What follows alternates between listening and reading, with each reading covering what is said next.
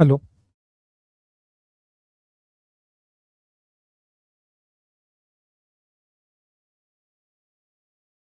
ठीक है। एक बार मुझे बताएंगे आप लोग, क्या मैं सभी लोगों के लिए ऑडिबल हूँ? Am I audible to all of you?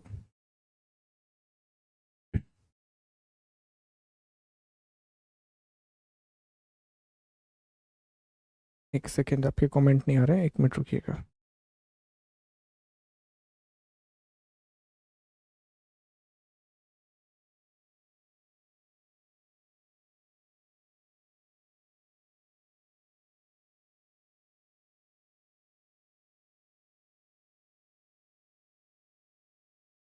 ठीक है, अब आपके कमेंट आ रहे हैं। तुलसी, रूबी, लक्ष्मी, अरुण, मेघा, शालिनी, निकिता। हाँ, आज पूरा पीडीएफ डलवा देंगे हम आपको। इवन मैं जो आज पीडीएफ डालूंगा ना, वो कल की क्लास का होगा, आज की क्लास का, और जो क्लास हम कल करेंगे उस क्लास का भी पीडीएफ होगा। ठीक है। और मंडे को मैं आपको पहले चैप्टर का प्रिंटेबल पीडीएफ भी दे दूंगा, हिंदी और इंग्लिश में अलग अलग। Very good morning, very good morning. ठीक है, बिल्कुल क्लियर है। ठीक, बहुत बढ़िया, वेरी गुड। कैसे हैं सभी लोग? बढ़िया। पढ़ाई अच्छी चल रही है आप लोगों की? मेघा, उमीशा, निकिता, प्रवीण, जय, अच्छी चल रही है पढ़ाई? रेगुलर कर रहे हैं? बिकॉज पहली बात तो मैं आपको अप्रिशिएट करना चाहूँगा, बिकॉज मैं 2 बैचेस में क्लास ले रहा हूँ, आप जानते हैं। पर आपकी एक बहुत अच्छी जो विशेषता है कि आप 5-6 क्लासेस कर रहे हैं, 5 क्लासेस कर रहे हैं, फिर भी आपका पेशेंस लेवल बहुत अच्छा है। बहुत अच्छे तरीके से आप रिस्पॉन्स कर रहे हैं। That is a very very good thing. And ये दिखाता है कि आप अपने गोल के प्रति कितने सीरियस हैं, और आपको ये समझ भी आ रहा है कि सर हमारा एक ही काम है, और वो काम है पढ़ाई करना, वो काम है स्टडी करना। तो हम वही कर रहे हैं सर। आप हमको 5 नहीं 6 घंटे पढ़ा दीजिए, 7 घंटे पढ़ा दीजिए, हमें पढ़ना है तो हम पढ़ेंगे, वही हमारा काम है। ये बहुत अच्छी आपकी सोच है, और ये बहुत अच्छा एक कहते हैं ना अप्रोच है चीज़ों को आगे ले जाने का। ठीक, चले। तो क्लास शुरू करेंगे उससे पहले एक छोटा सा अपडेट करेंगे। कल जब हमने चैप्टर के आयाम लिखे थे, जब हमने इसके डायमेंशन लिखे थे, तो हमने 7 आयाम लिखे थे। उसमें एक पॉइंट रह गया था, वो आप ऐड कर लेंगे। भारत की आपदा परिच्छेदिका, ये वाला आयाम और जोड़ लीजिए। 7 आयाम हमने लिखे थे, आंकड़ों तक लिखा होगा आपने, डेटा तक लिखा होगा, उसमें एक पॉइंट और ऐड कर लीजिए, भारत की आपदा परिच्छेदिका। ठीक है, ये पॉइंट ऐड कर लीजिए, भारत की आपदा परिच्छेदिका, vulnerability profile of India, vulnerability profile of India add कर लीजिए। और बता दीजिए सर ये हो गया, तो फिर हम आगे बढ़े। बता दीजिए एक बार, जैसे ही हो जाए तो। यहाँ सर हो गया है। एक मैं स्टैंड सोच रहा हूँ, ऐसा स्टैंड ले लेते हैं, तो ऐसा फ़ोन रखा रहेगा तो आपके कमेंट दिख, क्योंकि उसमें डिस्टर्बेंस होगा क्लास में, है ना। नहीं लेते हैं, समस्या भी और समाधान भी। चलो, अब कल हमने आपको एक प्रश्न दिया था, पहले रिवीजन करने से पहले हम प्रश्न की चर्चा करेंगे। तो आपको एक 3 नंबर में हमने प्रश्न लिखने के लिए दिया था। डू यू गाइज रिमेंबर क्या क्वेश्चन था? कमेंट करके बताइए जल्दी। कौन सा प्रश्न दिया था लिखने के लिए? बताएं, कौन सा प्रश्न दिया था? कि सर हम प्रश्न ही भूल गए, हम क्वेश्चन ही भूल गए। प्रकोप, बहुत बढ़िया। तो कल आपको हमने एक प्रश्न लिखने के लिए दिया था कि आप प्रकोप के बारे में लिख करके लाएंगे। अब हिंदी में इसे प्रकोप भी कहते हैं, इसे हम खतरा भी कहते हैं, इसी को हम संकट कहते हैं, इसी को हम विपत्ति कहते हैं। इंग्लिश में एक ही वर्ड है, और वो वर्ड क्या है? हजार्ड। ओके। तो इसका मॉडल आंसर कैसे बनेगा? अगर मान लीजिए कि आपकी इस तरह की कोई कॉपी है, तो उसमें आप सीधा एक पॉइंटर लिखेंगे, सीधा पॉइंट लिखना शुरू करेंगे, और उसमें क्लियरली मेंशन करेंगे कि हमने कल डिस्कस भी किया था कि कोई भी यूएन, यूनाइटेड नेशन के अनुसार, अकॉर्डिंग टू यूनाइटेड नेशन, प्रकोप एक ऐसी घटना, प्रक्रिया या मानव गतिविधि है जो कि जिसके मानव जीवन, संपत्ति, सामाजिक आर्थिक दुष्प्रभाव इत्यादि हो सकते हैं। तो जो डेफिनेशन हमने कल बनाई थी कि एक प्रक्रिया है, घटना है, मानवीय गतिविधि है जो जीवन और संपत्ति का विनाश कर सकती है, सामाजिक और आर्थिक बाधाएं ला सकती है और पर्यावरणीय गिरावट ला सकती है। तो ये आपका 3 नंबर का एक आंसर बनेगा। अब जब भी आप 3 नंबर में परिभाषा लिख रहे हैं, तो अगर आप जैसे ही आपने लिखा कि यूनाइटेड नेशन के अनुसार, संयुक्त राष्ट्र के अनुसार, तो आपकी परिभाषा को एक बल मिल जाता है, आपकी डेफिनेशन को एक बैकिंग मिल जाती है। तो उस परिभाषा को आप लिखेंगे और इस तरह से आपकी 3 लाइन भर जाएंगी और आपका एक उत्तर तैयार हो जाएगा। और मान लीजिए कि आपके पास जगह बच रही है कि सर नहीं, मेरे पास थोड़ी जगह बच रही है, तो वहां आप उदाहरण भी दे सकते हैं। उदाहरण में आप लिख सकते हैं भूकंप, चक्रवात इत्यादि, अर्थक्वेक, साइक्लोन एटसेट्रा। बताइए, आप सभी लोगों ने आंसर लिखा था? क्या आप सभी लोगों ने आंसर लिखा था? क्षमता होती है, ये भी लिख सकते हैं श्रद्धा, इसमें भी कोई प्रॉब्लम नहीं है। That is also a very good definition. ठीक, चले तो एक बार हम चीजों को रिवाइज करते हैं क्विकली, जो भी हमने कल पढ़ा था, और फिर हम आगे बढ़ेंगे। तो कल की क्लास में जो पहला टॉपिक हमने पढ़ना शुरू किया, तो हमने हजार्ड के बारे में पढ़ना शुरू किया था। पहली चीज जो हमें समझ में आई कि सर ये जो शब्द है हजार्ड, ये फ्रांसीसी भाषा के हसार्ड शब्द से बना है, और हसार्ड का मतलब होता है लक या फिर चांस। इसका मतलब क्या होता है? लक या फिर चांस। हमने एक बात जो समझी थी कि सर हजार्ड क्या है? Hazard is a possibility. Sir प्रकोप क्या है? तो प्रकोप एक संभावना है। प्रकोप क्या है? एक संभावना है। और इसी के आधार पर हमने एक परिभाषा बनाई कि कोई भी ऐसी प्राकृतिक या मानवीय घटना, कोई भी ऐसी प्राकृतिक या मानवीय घटना जो मानव संपत्ति और मानव जीवन, संपत्ति और पर्यावरण को नुकसान पहुंचाने की क्षमता रखती है, उसे हम प्रकोप कहते हैं। एनी नेचुरल और मैन मेड इवेंट और phenomena which may cause, that may cause damage to human life, property and environment. इसमें कीवर्ड क्या था? तो हमने आपको बताया था कीवर्ड है मे कॉज। मे कॉज जो सकती है, ठीक है, ये हमने डिस्कस किया था। फिर आपको याद होगा हमने यूनाइटेड नेशन की परिभाषा पढ़ी थी कि यूनाइटेड नेशन इंटरनेशनल जो strategy for disaster risk reduction है, उसके बारे में हमने पढ़ा था। और वहां हमने जाना था कि ये एक प्रक्रिया हो सकती है, घटना हो सकती है, मानवीय गतिविधि हो सकती है जो जीवन और संपत्ति को नुकसान पहुंचा सकती है, सामाजिक और आर्थिक बाधाएं पैदा कर सकती है, या फिर पर्यावरणीय ह्रास कर सकती है। ठीक है, हमने पढ़ा हजार्ड के बारे में। यूनाइटेड नेशन ने कहा कि it may be a process, phenomena और human activity that may cause damage to life and property, disruption in social and economic order and also the environmental degradation. हमने ये पढ़ा। इसके बाद हमने ये जाना कि सर जो हजार्ड है इसकी विशेषताएं क्या होती हैं, इसके कैरेक्टरिस्टिक क्या होते हैं। तो पहला पॉइंट जो हमने पढ़ा कि सर हर एक जो आपदा है वो प्रकोप से ही शुरू होती है। So every disaster is a hazard. प्रत्येक आपदा एक प्रकोप होती है, लेकिन हर एक प्रकोप आपदा नहीं होता। Every disaster is a hazard but not every hazard is a disaster. ठीक है, इसके बाद हमने ये जाना कि जब भी प्रकोप ऐसे रहवासी क्षेत्र में आता है जो भेद्य होता है, वह आपदा में बदल जाता है। जब भी हजार्ड ऐसे पॉपुलेटेड एरिया में आता है जो वल्नरेबल होता है, तो वो डिजास्टर में बदल जाता है, वो आपदा में तब्दील हो जाता है। यहां तक की बातों को हमने पढ़ा था, यहां तक सारी चीजों को हम डिस्कस कर चुके थे। और आप में से कुछ लोगों का कहना था कि सर हमें एक शब्द को लेकर के डाउट है, और वो शब्द है वल्नरेबिलिटी, भेद्यता। तो आज हम वो क्लियर कर देंगे।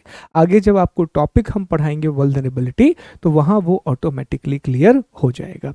चलिए तो आगे बढ़ा जाए। देखिए दोस्तों, मैं फिर से आपको बता दूं कि अगर आप आंसर राइटिंग रेगुलर बेसिस पे करेंगे, मैं हर दिन आपको 3-4 प्रश्न लिखने के लिए दूंगा और हर दिन उसके मॉडल आंसर भी डिस्कस करूंगा। ठीक है। अब चूंकि आप यहाँ नहीं हैं, इसलिए मैं आपकी एक और हेल्प करने वाला हूँ कि मैं मॉडल आंसर आपको अलग से लिख करके भी दे दूंगा, ताकि आप मैच कर सकें कि आपने सही लिखा है या नहीं लिखा है। तो क्लास हम वहीं से शुरू किया करेंगे कि जो भी आपको हमने लिखने दिया उसके पहले मैं आपको मॉडल आंसर दिखा दूंगा, ताकि एक बार आप अपने आप को एवेल्युएट कर सकें। ठीक, अब आगे बढ़ते हैं, अगले टॉपिक पर हम आते हैं।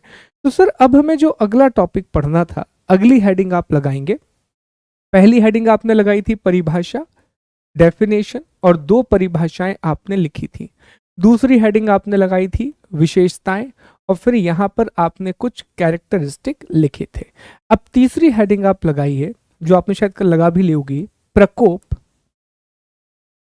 प्रकोप के कारक, फैक्टर्स ऑफ हजार्ड।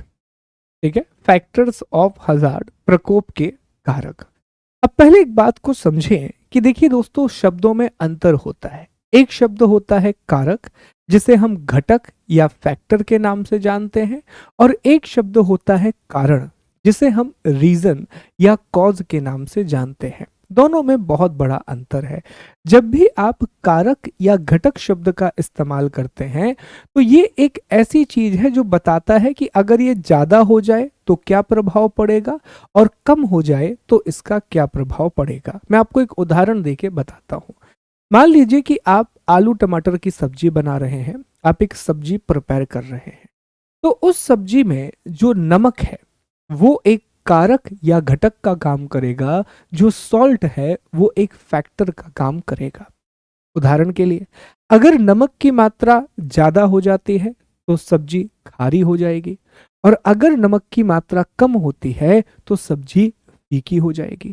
तो नमक के द्वारा आप सब्जी का फीकापन या खारापन निर्धारित करते हैं, या सामान्य भाषा में कहें तो नमक के द्वारा सब्जी के स्वाद का निर्धारण किया जाए। तो इस मामले में नमक किसका काम कर रहा है? एक कारक का काम कर रहा है, एक फैक्टर का काम कर रहा है। तो ठीक इसी तरह हर चीज के कारक होते हैं, हर चीज के फैक्टर होते हैं। हजार्ड में आप लिखते भी जाएंगे साथ में, जो पहला कारक है, जो सबसे पहला कारक है दोस्तों, इस पहले कारक को कहा जाता है समय अवधि। समय अवधि, इंग्लिश में इसे कहेंगे ड्यूरेशन। अब इससे आप ही अंदाजा लगा सकते हैं कि अगर इसको एक्सप्लेन करना हो तो कैसे समझेंगे। अब मैं आपसे एक सवाल पूछता हूं, कमेंट करके जवाब दीजिएगा कि अगर किसी क्षेत्र में भूकंप 2 सेकंड के लिए आया और दूसरे क्षेत्र में भूकंप 30 सेकंड 1 मिनट के लिए आया, तो प्रभाव कहां पर ज्यादा होगा? आंसर दीजिए, आंसर दीजिए। अगर मैं आपसे कहूं कि एक जगह पर भूकंप सिर्फ 2 सेकंड के लिए आया है और एक जगह पर भूकंप 1 मिनट या 30 सेकंड के लिए आया है, तो प्रभाव कहां पर ज्यादा होगा? 30 सेकंड वाले में, 1 मिनट वाले में? निश्चित तौर पे। तो हम ये कह सकते हैं कि duration of a disaster is a important factor to determine disaster और हजार्ड। आपदा की समय अवधि आपदा या प्रकोप के निर्धारण में महत्वपूर्ण भूमिका निभाती है। एक बात और बता दूं, जो प्रकोप के कारक हैं वही आपदा के भी कारक हैं। तो अगर कभी एग्जाम में फैक्टर ऑफ डिजास्टर पूछ ले तब भी यही जवाब होगा। ठीक है सर, पहला हो गया समय अवधि, समझ में आ गया कि अगर एक क्षेत्र में ज्यादा समय तक आपदा आएगी तो ज्यादा प्रभाव होगा, कम समय तक आएगी तो कम प्रभाव होगा। दूसरा होता है क्षेत्रफल। अब ये भी कॉमन सेंस वाली बात है, आप ही लोग समझ रहे होंगे इस बात को। एरिया कॉमन सेंस है कि नहीं है? सीधी सी बात है सर। अगर कम क्षेत्रफल में आपदा या प्रकोप आया है तो उसका प्रभाव भी कम होगा, लेकिन अगर बड़े क्षेत्र में आपदा या प्रकोप आया है तो उसका प्रभाव भी बहुत ज्यादा होगा। सर अगर कोई भी छोटे से एरिया में, स्मॉल जो इलाका है कोई, वहां पर अगर हजार्ड या डिजास्टर आएगा तो उसका इम्पैक्ट कम होगा, लेकिन अगर एक मैसिव लैंड मास पे कोई भी हजार्ड या डिजास्टर आ जाए तो उसका इम्पैक्ट भी बहुत ज्यादा होगा। अंडरस्टैंडिंग बनानी है, चीजों को रटना नहीं है, खुद लिख पाए। इतना अपने आप को तैयार कीजिए कि कि इनका जब एक्सप्लेनेशन की बारी आए तो आप खुद से लिख पाए। तीसरा होता है इसमें आगमन की गति। तीसरा होता है आगमन की गति। इंग्लिश में इसे कहते हैं स्पीड ऑफ ऑनसेट। अब आगमन की गति जरा समझते हैं कि आगमन की गति का अर्थ क्या है। आगमन की गति का मतलब है कि कोई आपदा कितनी तेजी से घटित हो रही है। उदाहरण लेते हैं दोस्तों, मान लीजिए कि यहां पर एक ब्रिज बना हुआ है, या फिर मान लेते हैं कि ये एक जगह है, ये एक स्थान है। अब यहां पर अगर भूकंप आएगा तो भूकंप एकदम से आता है। अर्थक्वेक कैसा होता है, सडन होता है, अनफोर्सीन होता है, उसमें समय नहीं मिलता। लेकिन अगर यहां पर पानी गिरना शुरू हो जाए और मान लेते हैं कि यहां एक नदी है, तो नदी में बाढ़ एकदम से नहीं आएगी, धीरे धीरे नदी का जल स्तर बढ़ेगा और यहां बाढ़ आएगी। तो इस हिसाब से अगर हम देखें तो भूकंप ज्यादा विनाशक है या बाढ़ ज्यादा विनाशक है, तो क्लियरली समझ में आ रहा है कि सर स्पीड ऑफ ऑनसेट के हिसाब से ऐसा कोई भी प्रकोप या आपदा जिसके आगमन में समय मिलता है वो अपेक्षाकृत कम घातक होती है।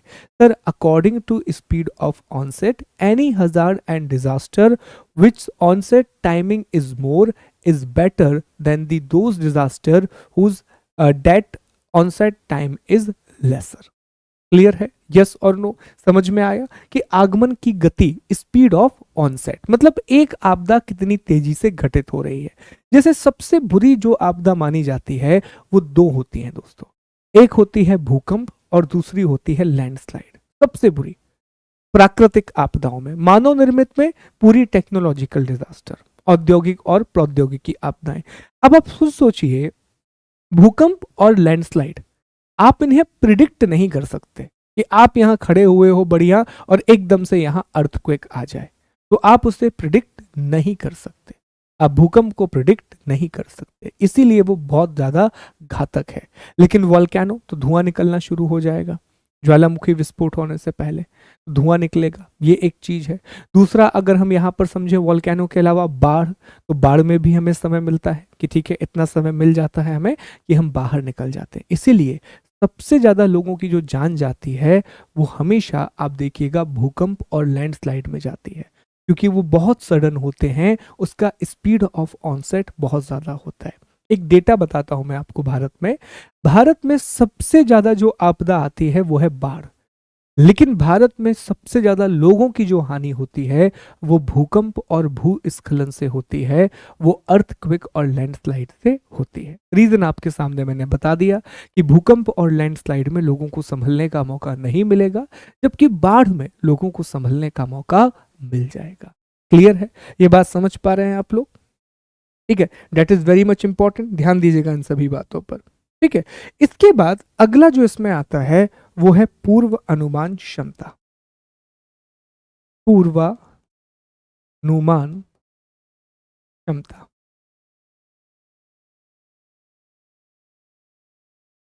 प्रिडिक्टेबिलिटी, ये भी समझ में आ रहा होगा?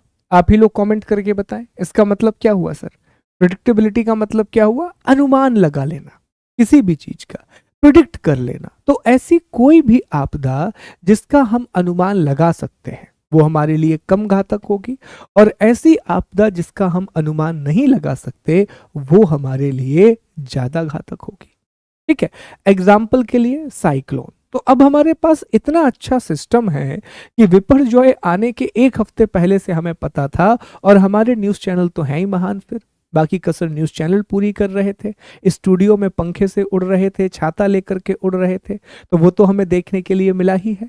तो विपर्जॉय जैसे चक्रवात हो गया, सुनामी हो गई, तो हमें इनकी जानकारी पहले से मिल जाती है, तो हम इन्हें प्रिडिक्ट कर सकते हैं। लेकिन वही भूकंप हो गया या कोई भी औद्योगिक आपदा हो गई, जैसे केमिकल रिलीज है, इन सबको आप प्रिडिक्ट नहीं कर सकते।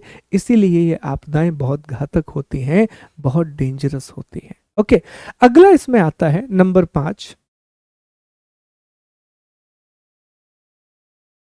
भू आकृति।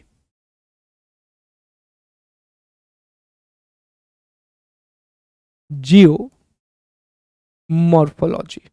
ओके, अब भू आकृति में क्या आएगा सर, जियोमॉर्फोलॉजी में क्या आएगा, मतलब किस क्षेत्र में आप रह रहे हैं। अब मैं आपसे पूछता हूं कि मान लीजिए कि आप हिमालय क्षेत्र में रह रहे हैं, तो जो व्यक्ति हिमालय क्षेत्र में रह रहा है तो वो ऑलरेडी जानता है कि हिमालय एक नवीन युवा वलित पर्वत है, it is a young fold mountain. यहाँ जो चट्टाने हैं वो अवसादी प्रकार की चट्टाने हैं, सेडिमेंट्री रॉक है, तो यहाँ पर आपदा आने के चांसेस ज्यादा हैं।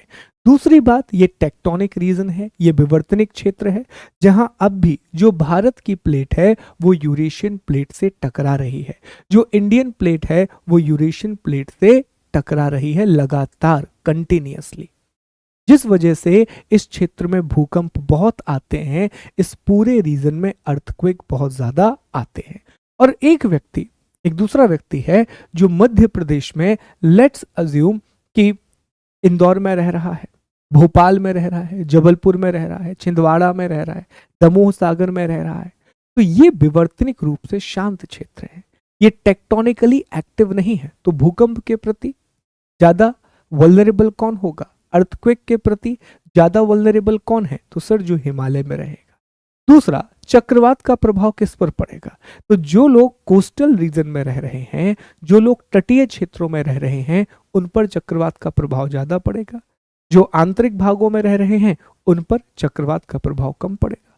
बाढ़ का प्रभाव किस पर पड़ेगा, पहाड़ पर रहने वाले लोगों पर या घाटियों में रहने वाले लोगों पर, तो सर हिल पे तो बाढ़ नहीं आएगी, घाटियों में बाढ़ आती है, वैली में बाढ़ आती है, तो जो भी लोग वैली में रहेंगे उन पर बाढ़ का प्रभाव ज्यादा पड़ेगा, जो लोग मैदानों में रहेंगे उन पर बाढ़ का प्रभाव ज्यादा पड़ेगा।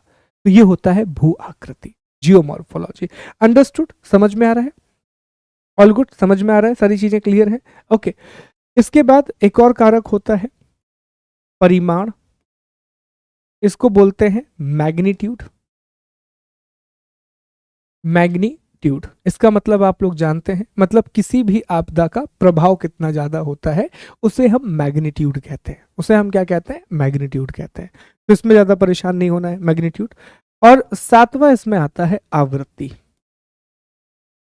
आवृत्ति अर्थात फ्रीक्वेंसी। सर ये आवृत्ति का मतलब क्या है, फ्रीक्वेंसी का मतलब क्या है। मान लीजिए कि एक क्षेत्र है जहां एक आपदा बार बार आ रही है, तो जब एक आपदा बार बार आने लगती है ना, तो लोग उस आपदा के प्रति क्षमताएं विकसित कर लेते हैं और लोग उस आपदा के लिए प्रिपेयर होते हैं। बाढ़, तो जितने भी लोग नदी के किनारे रहते हैं, अब उन्हें पता है कि भैया पानी गिरेगा और जैसे ही पानी गिरेगा यहाँ पर बाढ़ आना तय है, तो वो पहले से तैयार है, तो कभी भी वो नदी के किनारे अपना कोई भी परमानेंट सेटलमेंट नहीं करेंगे, ऐसे घर बनाएंगे जो बह भी जाएं तो उसमें नुकसान ना हो, कोई भी महत्वपूर्ण सामग्री, डॉक्यूमेंट, ये सारी चीजें वो वहां पर नहीं रखेंगे। क्यों, क्योंकि पता है कि बाढ़ आना है और बाढ़ आएगी तो चीजें बह जाएंगी, तो उन चीजों से वो बचेंगे। तो अगर कोई एक आपदा बार बार एक जगह पर आती है तो वो लोगों की क्षमताओं में वृद्धि करती है और उस आपदा का प्रभाव कम हो जाता है। एक बहुत बढ़िया एग्जाम्पल देता हूं मैं आपको। 2004 में भारत में जो सुनामी आई, उस सुनामी ने भारत के पूरे डिजास्टर मैनेजमेंट में एक पैराडिम शिफ्ट किया है, बहुत बड़ा एक शिफ्ट हुआ है इंडिया की डिजास्टर मैनेजमेंट अप्रोच में। सिर्फ इंडिया नहीं, इंडिया के अलावा जितने भी साउथ ईस्ट नेशन थे, दक्षिण पूर्वी एशिया के देश थे, सभी ने अपनी आपदा की तैयारी को बेहतर किया। और उसके बाद से आप देखिए बहुत से चक्रवात आए हैं भारत में, पर किसी भी चक्रवात का इतना बुरा प्रभाव नहीं हुआ। क्यों, क्योंकि अब हमने अपने अर्ली वार्निंग सिस्टम को बहुत अच्छा बनाया है।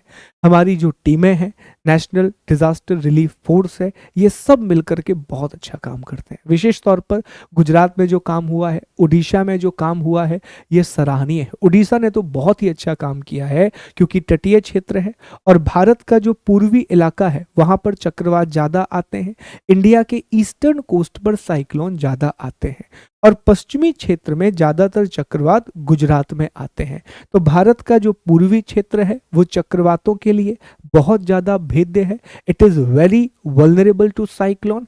और गुजरात जो कि पश्चिमी तट पर आता है वो चक्रवातों के लिए बहुत ज्यादा सुभेद्य है। तो क्या किया, आवृत्ति ज्यादा थी, फ्रीक्वेंसी ज्यादा थी, और चूंकि फ्रीक्वेंसी ज्यादा थी तो लोगों ने अपनी तैयारियां करना शुरू कर दी, सरकारों ने अपनी तैयारी करना शुरू कर दी। अंडरस्टूड, समझ में आया? तो ये है दोस्तों फैक्टर ऑफ हजार्ड या फैक्टर ऑफ डिजास्टर। चाहे प्रकोप के कारक समझ लीजिए, चाहे आप इन्हें आपदा के कारक समझ लीजिए, बात एक ही है। मुझे बताएं, क्या यहां तक कोई डाउट है? साथ में ही चीजें लिखना है आपको, साथ में चीजें लिखते जाइए तो ज्यादा बेहतर है। All good? नहीं नहीं, देखिए जैसे मैं आपको बताऊंगा ना कि प्रश्न आएगा तो मैं लिखवा दूंगा आपको। ये मैं आपको पढ़ा रहा हूं प्रिकॉशन के तौर पे कि अगर 5 नंबर में आ गया तब फिर आप इन्हें एक्सप्लेन करेंगे, पर जो आने की संभावना है वो मैं आपको तुरंत लिखवा दूंगा। आ गया समझ में? ठीक है, बहुत बढ़िया। देखो अच्छे से समझें, बहुत अच्छे से समझें आप चीजों को। अगर ये टॉपिक समझ गए ना तो बहुत आसान है, और जैसा मैं बार बार कह रहा हूं कि बहुत स्कोरिंग है। ठीक है, जापान, बिल्कुल सही आपने कहा कि जापान ने अच्छी तैयारी कर रखी है सुनामी और अर्थक्वेक से निपटने की। ठीक, चले, तो ये टॉपिक हमारा कंप्लीट होता है, पीपीटी में भी दिया गया है। देखिए सब कुछ लिखा है तो परेशान नहीं होंगे, ये सारी चीजें लिखी हैं, सेवरिटी ऑफ हजार्ड वगैरह, एवरीथिंग हैज बीन रिटन। ठीक है, ये यूनाइटेड नेशन की डेफिनेशन लिखी हुई है यहाँ पर, यूएन की परिभाषा। और जैसा मैंने कहा कि पीडीएफ आप पढ़ेंगे जरूर एक बार, इट इज मैंडेटरी। ये सारी चीजें एक्सप्लेन कर दी हैं तो आपको यहाँ पर समझ में आ जाएगा। चलिए अगली हेडिंग लगाइए आप लोग। अगली हेडिंग है आपदा 1.2।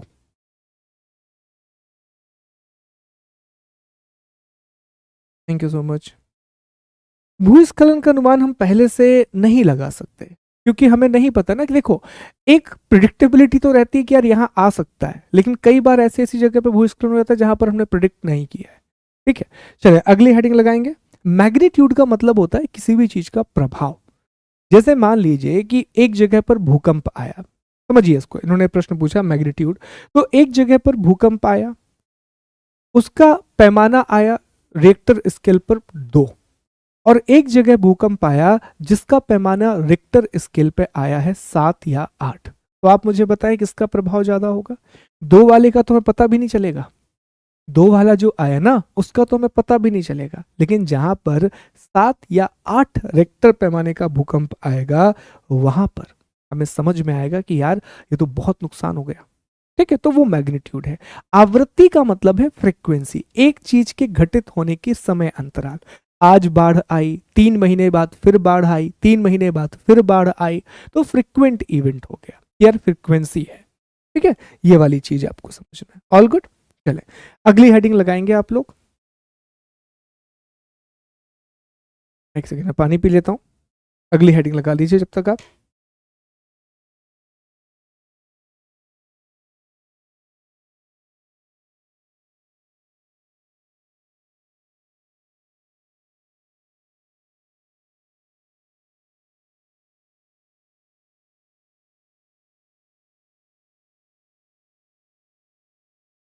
पांचवें पॉइंट में क्या था? एक, भू आकृति मतलब किस क्षेत्र में आप रहते हैं, जियोमॉर्फोलॉजी। अब अगर आप पहाड़ों में रहते हैं, तटीय क्षेत्र में रहते हैं तो आपको चक्रवात और सुनामी परेशान करेगी, लेकिन आप आंतरिक भाग में रहते हैं तो आपको चक्रवात और सुनामी परेशान नहीं करेगी। अगली हेडिंग है 1.2 आपदा।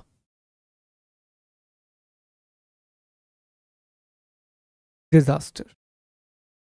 ठीक, अभी हमने प्रकोप को समझा, अब हम आपदा को समझेंगे कि आपदा क्या होती है, कैसे ये काम करती है, समझेंगे। चलिए बेसिक समझते हैं पहले।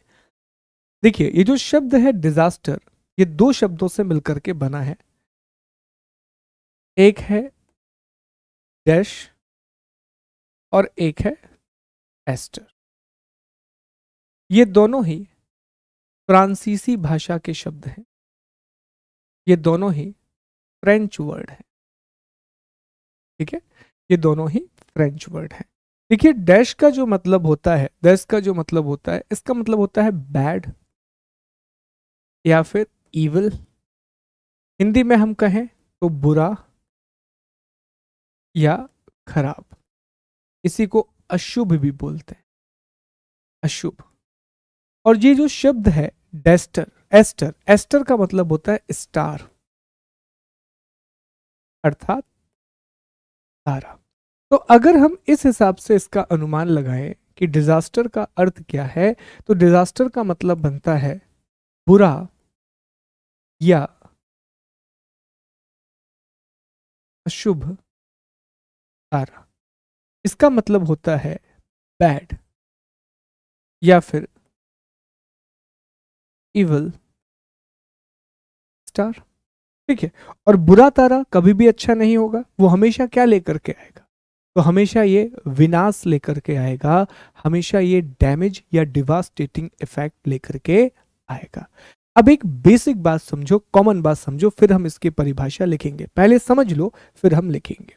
देखो, आपको याद है जब हमने प्रकोप की परिभाषा पढ़ी थी, जब हमने हजार्ड की डेफिनेशन पढ़ी थी, तो प्रकोप की परिभाषा में हमने एक लाइन लिखी थी कि दैट मे कॉज, जो उसका कीवर्ड है दैट मे कॉज, इसमें क्षमता है, इसमें संभावना है कि ये नुकसान कर सकती है। याद है आपको, हजार्ड में हमने पढ़ा था कि इसमें संभावना है कि ये नुकसान कर सकती है।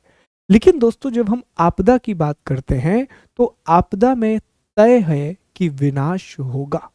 आपदा का अर्थ होता है विनाश। इसका मतलब ही है कि डिवास्टेटिंग अफेक्ट होंगे और ये डिवास्टेटिंग अफेक्ट लाता है, इसीलिए हम इसे डिजास्टर कहते हैं। बस यही अंतर है प्रकोप और आपदा में। प्रकोप संभावना है तो आपदा एक सच्चाई है। प्रकोप hazard is possibility but disaster is a reality. याद रखेंगे इस बात। और हमने पढ़ा भी था कि जब प्रकोप रहवासी क्षेत्रों में आ जाए और ऐसे रहवासी क्षेत्र जो कि सुभेद्य हैं आपदा के प्रति, तो वहां पर वो आपदा बन जाता। जब भी हजार्ड किसी वल्नरेबल पॉपुलेटेड एरिया में आता है तो वो हजार्ड डिजास्टर बन जाता। क्या बन जाता है? डिजास्टर बन जाता है। तो अब इसकी परिभाषा हम लिखते हैं। अब इसकी परिभाषा हम लिखते हैं। Second point number 2। ठीक, इसकी परिभाषा में आप लिख रहे होंगे कि ऐसी, पहले मैं समझा दे रहा हूं, समझा देता हूं फिर समझेंगे। पर इसको परिभाषा को तोड़ेंगे, अभी लिखना मत, मैं लिखवाऊंगा आपको बोल के। देखो, कोई भी प्राकृतिक या मानवीय, कोई भी प्राकृतिक या मानवीय आकस्मिक घटना, आकस्मिक घटना जो जो मानव संपत्ति और अन्य जीवों पर कैसा प्रभाव डाले? अन्य जीवों पर विनाशकारी प्रभाव डाले। अब इसमें कीवर्ड क्या है? इसमें कीवर्ड है विनाशकारी और आकस्मिक घटना। इंग्लिश में हम कह सकते हैं कि एनी नेचुरल और man made sudden event that have devastating effect, keyword है devastating effect on human life, property and other living be. ये इसकी परिभाषा बनती है। तो अंतर क्या आया? पर अंतर आया दो चीजों का। वहां पर एक घटना थी, यहां पर एक आकस्मिक घटना है, सडन या अनफोर्सीन इवेंट है। सडन को अनफोर्सीन भी बोलते हैं। और दूसरा अंतर क्या आया? सर, वहां संभावना थी लेकिन यहां पर विनाशकारी प्रभाव है। इट इज रियलिटी, यहां पर डिवास्टेटिंग इफेक्ट है। बताइए, समझ में आ गया? All good? ठीक है, बहुत बढ़िया। चलिए तो अब लिखेंगे, परिभाषा लिखेंगे दोस्तों। लिखिए, हिंदी में लिखे पहले। प्रकृति या मानव जन्य, इसी तरीके से लिखिएगा दोस्तों। देखिए, पहला आपने पॉइंट ये लिखा, ध्यान दीजिए एक मिनट कैसे लिखना है। पहला पॉइंट आपने ये लिखा, यहां पर डालिए नंबर 2 परिभाषा, और इसकी भी दो परिभाषाएं लिखेंगे, पहली और दूसरी। ठीक है, दो परिभाषा लिखना है। चलो तो पहली परिभाषा लिखो यहां पर और फिर दूसरी लिखेंगे। देखो पहली परिभाषा, प्रकृति या प्रकृति या मानवजन्य, प्रकृति या मानवजन्य ऐसी अप्रत्याशित घटनाएं, अप्रत्याशित घटनाएं जो मानव, पर्यावरण और अन्य जीवों पर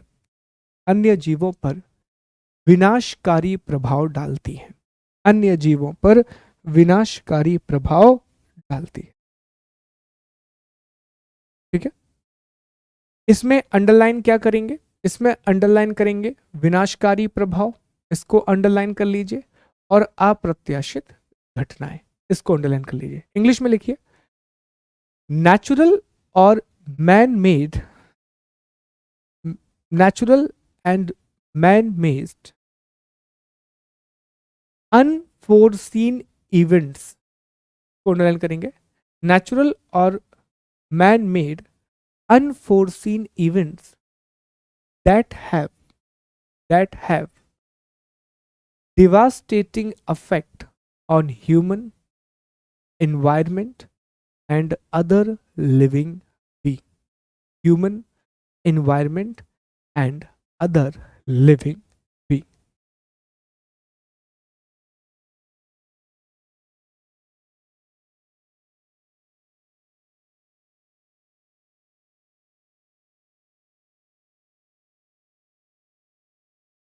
ऑल गुड, लिख लिया आपने?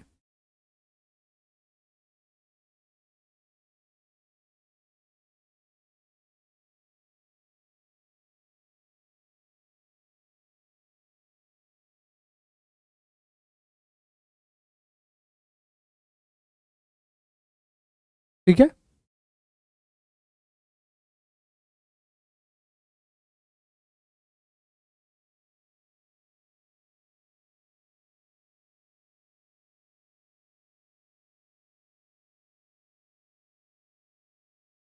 Okay, very good.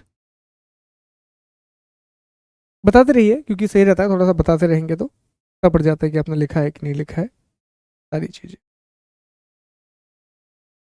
चलो अब आगे बढ़ते हैं। सर ये परिभाषा तो आपने बता दी, एक सामान्य परिभाषा है, एक जनरल डेफिनेशन है जो हम लिख सकते हैं, लेकिन आपको याद होगा एक संस्था है, और संस्था का नाम है दोस्तों यूनाइटेड नेशन। संस्था का नाम क्या है? United nation international strategy for disaster reduction. ठीक है, रिस्क रिडक्शन। ठीक है, क्या है संस्था का नाम? United nation strategy for disaster reduction. Clear? अप्रत्याशित मतलब बिना बताए, सडन होती है ये घटना। कैसी होती है? सडन होती है। अब जरा इस बात को समझेंगे तो एक संस्था है United nation international strategy for disaster reduction. इसका नया नाम मैंने आपको बताया था कि United nation office for disaster risk reduction. इसने भी एक परिभाषा दी है, इसने भी एक डेफिनेशन दी है। अब इसकी परिभाषा क्या कहती है, आइए पहले इसको पढ़ते हैं और फिर उसे हम ब्रेक डाउन करेंगे। तो देखिए, United nation international strategy for disaster reduction के अनुसार, ध्यान देंगे, किसी समुदाय या समाज के सुचारू रूप से कार्य करने में एक बाधा। तो ये पहला जवाब है कि इनके हिसाब से आपदा क्या है? तो आपदा एक ऐसी बाधा है जो किसी समाज को सुचारू रूप से काम करने से रोकती है। एक बाधा है जो क्या लेकर के आती है? जो भौतिक, आर्थिक, सामाजिक और पर्यावरणीय क्षति उत्पन्न करती है और जिसके प्रभावों से निपटना समाज के लिए संभव नहीं होता। इसी को हम क्या कहते हैं? आपदा कहते हैं। तो यूनाइटेड नेशन एक परिभाषा बनाता है, अच्छी परिभाषा है, अच्छी डेफिनेशन है। यूनाइटेड नेशन कहता है कि disaster is basically a disruption in the functioning of community which has devastating physical, economic, social and environmental effect, and these effects cannot be coped by the society itself। 3 लाइनों में तोड़ दी हमने परिभाषा। United nation की यह परिभाषा कहती है कि आपदा समाज को सुचारू रूप से चलाने में एक बाधा है जो समाज में भौतिक, आर्थिक, सामाजिक और पर्यावरणीय क्षति उत्पन्न करती है, और ये क्षति इतनी ज्यादा होती है कि समाज इसका मुकाबला नहीं कर सकता, जो सोसाइटी है वो इससे कोप अप नहीं कर सकता। ठीक है, तो ये परिभाषा भी आपको पता होनी चाहिए, ये डेफिनेशन भी आपको पता होनी चाहिए। तो चलिए जल्दी से ये परिभाषा भी लिख लेंगे और फिर हम आगे बढ़ेंगे। और ये 2 आपको घर से पढ़ना है, ये आपका होमवर्क हो गया। आपदा प्रबंधन अधिनियम ये भी घर से पढ़ेंगे, और संयुक्त राष्ट्र के अनुसार परिभाषा ये भी आप घर से पढ़ेंगे। ठीक है, तो ये होमवर्क है। पहले परिभाषा लिखें, यूनाइटेड नेशन, ऐसा लिख लो, UNISDR के अनुसार, अकॉर्डिंग टू UNISDR। लिखें परिभाषा, किसी समुदाय या समाज के, लिखेंगे दोस्तों, किसी समुदाय या समाज के सुचारू रूप से कार्य करने में एक ऐसी गंभीर बाधा, किसी समुदाय या समाज के सुचारू रूप से कार्य करने में एक ऐसी गंभीर बाधा, इंग्लिश में लिखें, a serious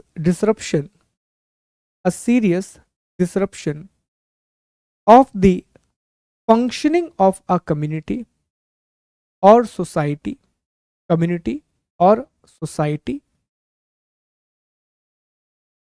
involving widespread human, material और environmental losses, हिंदी में, ऐसी गंभीर बाधा जो व्यापक भौतिक, आर्थिक, सामाजिक या पर्यावरणीय क्षति उत्पन्न करती है, और जिसके प्रभावों से निपटना समाज द्वारा संभव नहीं होता, जिसके प्रभावों से निपटना समाज द्वारा संभव नहीं होता। ठीक है, इंग्लिश में, वाइड स्प्रेड ह्यूमन, मटेरियल और environmental loss and impact which exceed the ability to cope using its own, which affect exceed the ability of community to cope using its own resources, ये बड़ी अच्छी परिभाषा है। मतलब आपदा आप तभी कह रहे हैं किसी चीज को जब वो समाज उससे खुद बाहर नहीं निकल सकता, और चूंकि वो खुद बाहर नहीं निकल सकता इसीलिए आपको बाहर से हेल्प की जरूरत है।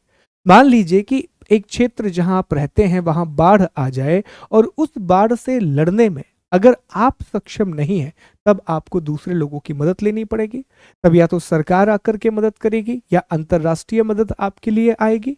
इसीलिए हम उसको आपदा कहते हैं, इसीलिए हम उसको डिजास्टर कहते हैं। बहुत अच्छा उदाहरण मैं इसका देता हूं। हाल ही में आपने देखा कि तुर्की और सीरिया में बहुत बड़े पैमाने पर भूकंप आया था। भूकंप इतना ज्यादा भयावह था कि राष्ट्रीय आपदा प्राधिकरण भी उसकी मदद नहीं कर पाया, नेशनल लेवल पर भी उसकी हेल्प नहीं की जा सकी। तो लोगों को अंतरराष्ट्रीय मदद भेजनी पड़ी, लोगों को इंटरनेशनल हेल्प भेजनी पड़ी। भारत ने बहुत आगे बढ़ चढ़ के मदद की, इंडिया ने बहुत आगे बढ़ के इस चीज में हेल्प किया। तो ये चीज क्या दिखाती है कि आपदा तभी रूप लेगी जब एक समाज अपने खुद के संसाधनों का उपयोग करके आपदा से नहीं लड़ सकता। ये परिभाषाएं आपको बहुत अच्छे नंबर दिलाती है, क्योंकि जब आप ऐसी परिभाषा लिखते हैं ना 3 नंबर में, तो ट्रस्ट में आपको मार्क्स बहुत अच्छे मिले। और हमने आपको समझा दिया है कि कैसे आप इन परिभाषाओं को तोड़ेंगे, कैसे आप इन्हें ब्रेक डाउन करेंगे।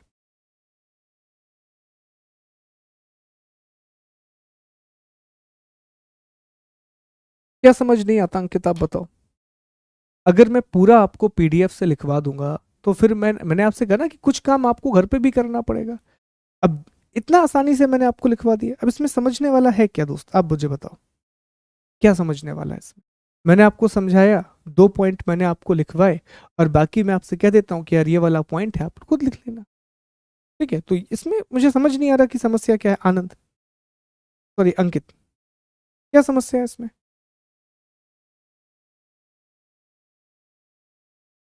है ना? तो ये ऐसी बात मत किया करो कि यार उसमें अब एक तो मैं आपको पीडीएफ भी दे रहा हूँ, फिर मुझे पॉइंट लिखवाना पड़ेगा, इंपॉर्टेंट पॉइंट। ठीक, तो समझा करें चीजों को। चलिए आगे बढ़ते हैं, अगले पॉइंट पर आते हैं। ठीक है, ये वाला पॉइंट भी हो गया, ये हमने ऑलरेडी डिस्कस कर लिया था, ये सारी चीजें हम पढ़ चुके हैं। तो अब अगले हेडिंग पर आते हैं, अगला पॉइंट इसमें समझते हैं। परिभाषा भी हो गई। अब नंबर 3 सबसे इंपॉर्टेंट आप हेडिंग बनाएंगे, प्रकोप व आपदा में अंतर, difference between hazard and disaster, difference between hazard and disaster.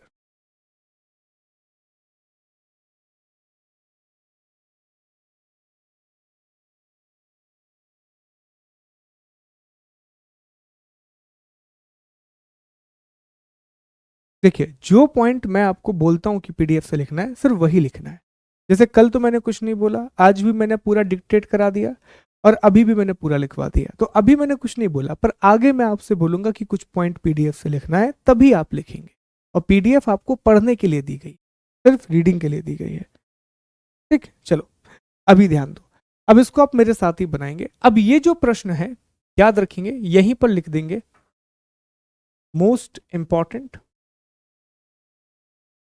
PYQ है, पहले आ चुका है, 3 नंबर में भी आया है, और 5 नंबर, तो ये चीज यही मेंशन करेंगे। या जैसा हमने आपसे कहा था कि जब आप नोट्स बना रहे हैं तो एक पेपर के बाजू में कॉलम बना के रखिए, और उस कॉलम में आप लिख दीजिए कि ये जो प्रश्न है ये पहले आ चुका है, और ये दोबारा आने की संभावना भी है। ठीक है, अब देखो, जब भी आप अंतर लिखते हो, जब भी आप डिफरेंस लिखते हो, तो 2 तरह से अंतर लिखे जा सकते। एक तरीका क्या है, सिंपल है, कि सर यहां पर हम प्रकोप लिख देते हैं, और यहां पर हम आपदा लिख देते हैं, और दोनों के बीच में इस तरह से हम अंतर बता देते हैं। ठीक है, अच्छा तरीका है, बुरा नहीं है। लेकिन चूंकि आप पीएससी की तैयारी कर रहे हैं, तो आपसे उम्मीद की जाती है कि आप आंसर राइटिंग के सबसे अच्छे स्टैंडर्ड पर आंसर लिखें। तो सबसे अच्छा तरीका क्या होता है, जब भी आप अंतर लिखें, अपना तरीका बदलें। ठीक है, अब तरीका कैसे बदलेंगे, चलिए ध्यान दीजिए। तो सबसे पहले आप यहाँ टेबल बनाएं, इस तरह से, ये एक टेबल बनाएं आप लोग। यहां पर हमेशा लिखें कारक, फैक्टर्स। यहां पर क्या लिखें, फैक्टर्स। ओके, यहां आप लिख दीजिए प्रकोप, अर्थात हजार्ड, और यहां आप लिख दीजिए आपदा। क्या लिखेंगे, आपदा। अब दोनों में अंतर ऑलरेडी आपको पता है, और ये प्रश्न 5 नंबर में पूछा। चलिए, तो सबसे पहला कारक हम क्या लिखते हैं, यहां पर परिभाषा, परिभाषा। अब दोनों की डेफिनेशन जो पहले हमने लिखवाई थी, वही परिभाषा हम लिखेंगे। परिभाषा में हमने क्या लिखा था, सर प्रकोप में हमने लिखा था कोई भी ऐसी प्राकृतिक या मानवीय घटना जो कि मानव पर, मानव और पर्यावरण पर नुकसान, मानव और पर्यावरण पर नुकसान करने की क्षमता रखती है। ठीक है, या नुकसान कर सकती है। और आपदा में हमने क्या लिखा, कोई भी ऐसी प्राकृतिक या मानवीय घटना, कोई भी ऐसी प्राकृतिक या मानवजन्य घटना, अप्रत्याशित घटना, जो कि मानव, पर्यावरण और अन्य जीवों पर विनाशकारी प्रभाव डालती है। तो यहां पर आप दोनों की परिभाषा लिख देंगे, दोनों की डेफिनेशन लिख देंगे, ऑलरेडी लिखी हुई है तो वहीं से देख करके आपको लिखना है। फिर परिभाषा के बाद दूसरा हम लिख सकते हैं कि इसकी प्रकृति क्या है, नेचर क्या है। तो प्रकोप क्या है, प्रकोप एक संभावना है। इसकी प्रकृति क्या है कि यह संभावना है, it is a possibility, yes और no, it is a possibility. लेकिन आपदा एक विनाशकारी, विनाशकारी स्थिति है, विनाशकारी स्थिति है। It is a devastating situation. English में क्या बोलेंगे? Devastating situation. फिर प्रकृति के बाद तीसरे नंबर पर अगर हम चर्चा करें तो अगर हम इसके प्रभाव की बात करें अर्थात परिमाण, मैग्नीट्यूड, तो आप मुझे बताइए कमेंट करके किसका प्रभाव ज्यादा होता है, प्रकोप का या आपदा का? चलिए बताइए, प्रकोप या आपदा किसका प्रभाव ज्यादा होता है दोस्तों? मैग्नीट्यूड किसका ज्यादा है? मैग्नीट्यूड किसका ज्यादा है? बताओ जल्दी से, किसका मैग्नीट्यूड ज्यादा है?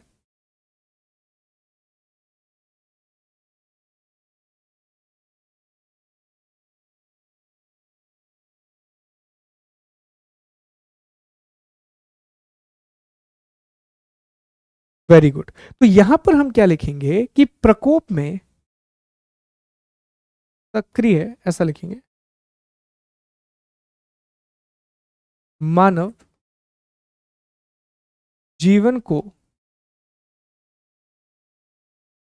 सक्रिय हानि नहीं, no active harm to human life, no active harm to human life, मानव जीवन व पर्यावरण की सक्रिय हानि, active loss of human life and environment, active loss of human life and environment. ठीक है, चलो एक ही हो गया।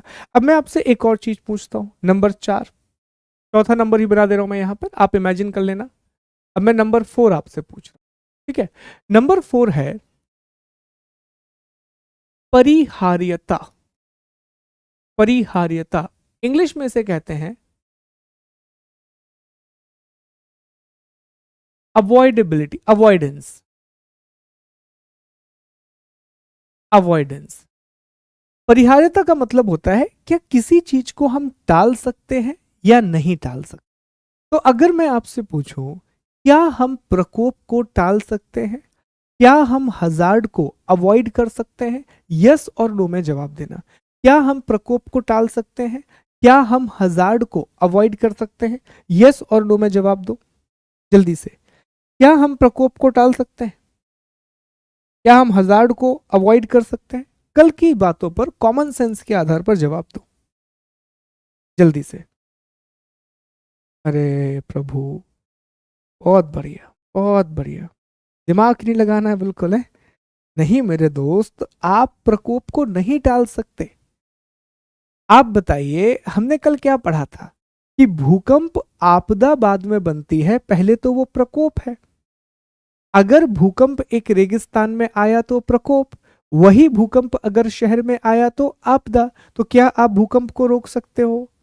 Can you avoid earthquake? Answer करो, कैन यू अवॉइड अर्थक्वेक? नहीं रोक सकते सर, हम भूकंप को नहीं टाल सकते, इस बात की संभावना ही नहीं है। तो क्या इसको अवॉइड कर सकते हैं? नहीं। अब मेरा अगला सवाल, बहुत ध्यान से जवाब देना, बहुत ध्यान से जवाब देना। क्या हम आपदा को टाल सकते हैं? जवाब दो, अच्छे से जवाब दो, बिल्कुल कूल माइंड होके। Can we avoid disaster? Can we avoid disaster? नहीं टाल सकते, वेरी गुड। तो अंतर क्या है? देखो दोस्तों, प्रकोप को भी हम नहीं टाल सकते और आपदा को भी हम नहीं टाल सकते, लेकिन लेकिन आपदा के प्रभाव को, सॉरी, लेकिन आपदा का प्रबंधन करके हम उसके प्रभाव को न्यून कर सकते हैं। We can not avoid the disaster, what we can mitigate the effect of disaster by the management, by the management। तो यहां पर आप लिखेंगे आपदा को भी, आपदा भी नहीं टाली जा सकती, नहीं टाली जा सकती है, परंतु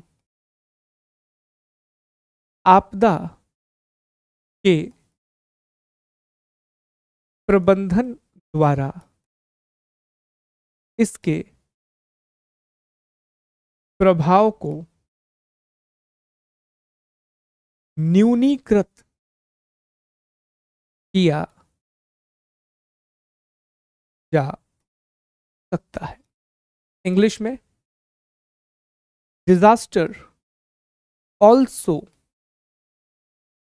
can not be avoid but we can mitigate the effects by disaster management, by disaster management. ठीक है, बहुत बढ़िया। अब आपका एक 5 नंबर का प्रश्न तैयार हुआ। अभी किसी ने एक बहुत अच्छा मासूम सवाल पूछा, और मैं सच बताऊं, मुझे ऐसे प्रश्नों पे गुस्सा नहीं आती। मैं मानता हूं कि ऐसे प्रश्न आप पूछें, ताकि धीरे धीरे आपका मेंटल स्तर और बेहतर होगा और आप एग्जाम के और पास पहुंचेंगे। तो किसी ने सवाल पूछा कि सर 3 नंबर में आएगा, तो हमारे 3 नंबर में तो टेबल बनाने में ही सब कुछ निकल जाएगा, कैसे लिखेंगे? अच्छा सवाल है। देखो दोस्तों, कभी भी अगर 3 नंबर में ये सवाल आएगा तो क्या आप टेबल बनाओगे? नहीं बनाओगे, बट नेचुरल सी बात, 3 नंबर में आपके पास जगह ही कम है। तो आप क्या करोगे? आप दोनों परिभाषाओं को लिखोगे अंतर बताते। बस आपको दोनों की परिभाषा लिखना होता है, बस आपको दोनों की डेफिनेशन लिखना होता है। अब अगर आप प्रीवियस ईयर क्वेश्चन देखेंगे, अगर आपने उसका प्रिंट निकलवा लिया है या फिर आपने अपनी कॉपी में लिखा है, जैसा भी आपने किया है, तो उसमें देखिए, एक बार यह प्रश्न 3 नंबर में पूछा गया है और एक बार यह प्रश्न 5 नंबर में पूछा गया है। ठीक है, अगर कभी भी 5 नंबर में यह प्रश्न आएगा, इसको एज इट इज आप लिखोगे, इसमें कोई भी परिवर्तन नहीं करोगे, जैसा लिखा हुआ है एज इट इज आप लिखोगे। लेकिन अगर 3 नंबर में आता है तो आप सिर्फ और सिर्फ परिभाषा लिखोगे, आप सिर्फ और सिर्फ डेफिनेशन लिखोगे। ठीक है, ऑल गुड?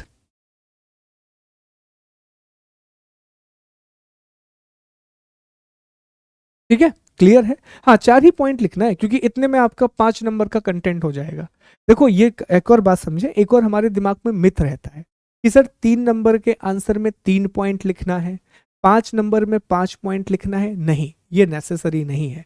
हमें वो पॉइंट कवर करना है जो जरूरी है, और आपका स्पेस खत्म हो जाएगा। जैसे ही आप ये टेबल बनाओगे ना 4 पॉइंट की, आपको स्पेस नहीं मिलेगा, तो उतने स्पेस में कहानी खत्म करके आगे बढ़ जाएंगे। ऐसे प्रश्नों में कोई भी आप इंट्रोडक्शन नहीं देंगे, सीधा प्रश्न का उत्तर लिखेंगे, टेबल बनाएंगे और आगे बढ़ जाएंगे। तो चलो दोस्तों, होमवर्क में आज कितने प्रश्न हो गए? तो अभी होमवर्क ले लो पहले आज, फिर आगे बढ़ेंगे, अगले टॉपिक पर आएंगे। आज के होमवर्क में 3 नंबर के कितने प्रश्न हो गए? तो सर एक प्रश्न हो गया आपदा, डिजास्टर, नंबर 1। सर दूसरा प्रश्न है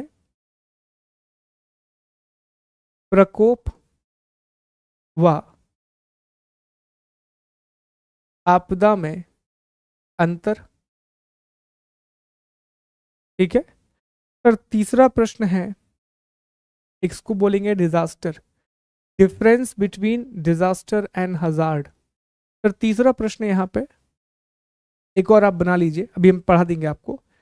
चरम घटना, एक्सट्रीम इवेंट। 5 नंबर में एक प्रश्न आ गया, प्रकोप व आपदा में अंतर, difference between hazard and disaster. और ये कहाँ लिखना है? जो जगह आप बाजू में छोड़ रहे हैं हर पेज पर, उसी पेज में ये लिख लिया करो। ये प्रश्न आपको लिख करके लाना है। ये सारे क्वेश्चन हैं, अभी 1-2 प्रश्न मैं और दूंगा आपको आज की क्लास से, तो वो सारे प्रश्न आपको लिख करके लाना है। देखो, इस बार हमने क्या क्या, जैसे हमने कहा कि जहां पर टॉपिक पढ़ेंगे वहीं पर प्रश्न लिख लेंगे, ताकि हमें पता रहे कि इस टॉपिक से ऐसा प्रश्न बन सकता है, तो हमारी तैयारी इस हिसाब से होनी चाहिए। ठीक है, चलो अगली हेडिंग डालो भैया। अगला एक एक नोट में लिखो, हेडिंग मत डालो, एक नोट में लिखो, नोट, एक नोट बनाओ, नोट, और नोट में लिखो एक्सट्रीम इवेंट। इसे कहा जाता है चरम घटना। चलो पहले समझते हैं, फिर आप इसको लिखना बाद में, ठीक है। चरम घटना पहले समझते हैं कि आखिर चरम घटना का, अपने शब्दों में लिखिए ना, वही तो करना है। देखो एक बात और, देख करके नहीं लिखना है दोस्त। अब आप समझ चुके हैं, आपको नोट्स मैंने बनवा दिए हैं, आप रिवीजन कीजिए और रिवीजन करने के बाद लिखिए, लेकिन देख करके मत लिखिए। देख करके लिखेंगे तो कोई सेंस नहीं है, बिना देखे लिखिए, तभी तो इसका मतलब है। अपने शब्दों में लिखिए, ठीक है। चलें अब ध्यान दीजिए, टॉपिक को समझते हैं, आगे बढ़ते हैं। चरम घटना क्या होती है, एक्सट्रीम इवेंट क्या होती है, और ये एक ऐसा शब्द है जो मुझे लगता है कि आने वाली मुख्य परीक्षा में पूछा जा सकता है, क्योंकि अखबार में इसकी बार बार चर्चा होती है, न्यूज़पेपर में इसका बार बार जिक्र किया। देखो एक्सट्रीम इवेंट का मतलब होता है कोई भी घटना, इतनी किसी भी घटना का प्रभाव इतना ज्यादा हो जाए जितना इतिहास में पहले कभी ना हुआ। बहुत अच्छे से मेरी बात को समझना, फिर इसको उदाहरण से मैं समझाऊंगा आपको कि किसी भी घटना का प्रभाव या किसी भी आपदा का प्रभाव इतना ज्यादा हो जाए जो इतिहास में पहले कभी ना हुआ। किसी भी इवेंट का मैग्नीट्यूड इतना ज्यादा हो कि वो पास्ट के पूरे थ्रेशोल्ड लेवल को सरपास कर जाए। उदाहरण के द्वारा समझते हैं। जैसे मान लीजिए, एग्जाम्पल लेते हैं कि भारत में, मान लेते हैं कि एक उदाहरण के लिए कि एक चक्रवात आया, ए नाम का चक्रवात 2023 में आया, और इस चक्रवात की वजह से लेट्स अज्यूम 1000 लोगों की जान चली गई, ठीक है। 1000 लोगों की जान चली गई। और अब तक भारत के इतिहास में जब से हमने चक्रवातों को नोट करना शुरू किया है, मान लेते हैं कोई भी ऐसा चक्रवात नहीं आया था जिसमें 1000 लोगों की जान गई हो। तो ये जो चक्रवात है ए, इसे अब आप सिर्फ चक्रवात नहीं बोलेंगे, इसे आपदा नहीं बोलेंगे, इसे आप चरम चक्रवात, एक्सट्रीम साइक्लोन का नाम देंगे या चरम घटना का नाम देंगे। अंडरस्टूड। ऐसा ही उदाहरण मान लेते हैं, एक दूसरा उदाहरण, कि मान लीजिए कि भारत में 2023 में, ठीक है, 2023 में एक भूकंप आता है, और इस भूकंप की वजह से अगर हम भारत में मान लेते हैं कि 10,000 लोगों की जान चली गई, और भारत में लगभग 250 अरब रुपए की संपत्ति का नुकसान हो गया। 10,000 लोगों की जान चली गई और 250 अरब की संपत्ति का नुकसान हो गया। इतिहास में जब से हमने अर्थक्वेक को नोट करना शुरू किया, हमने देखा कि इतना भयंकर भूकंप अब तक नहीं आया। तो अब आप इसे सिर्फ आपदा नहीं कहेंगे, आप इसे एक्सट्रीम इवेंट का नाम देंगे, आप इसे चरम घटना का नाम देंगे, क्योंकि इसने सारे के सारे जो हिस्टोरिकल थ्रेशोल्ड हैं उनको सरपास कर दिया है। सारे के सारे जो ऐतिहासिक आंकड़े हैं उनसे ये ऊपर जा चुका है, या ऐतिहासिक सीमा से ये ऊपर जा चुका है। मुझे बताइए, क्या ये चीज आपको समझ में आई? अंडरस्टूड? All good. तो एक्सट्रीम इवेंट बहुत भयानक होता है। जो भी एक्सट्रीम इवेंट होते हैं वो एक्सट्रीमली डेंजरस होते हैं, वो बहुत ज्यादा भयानक होते हैं।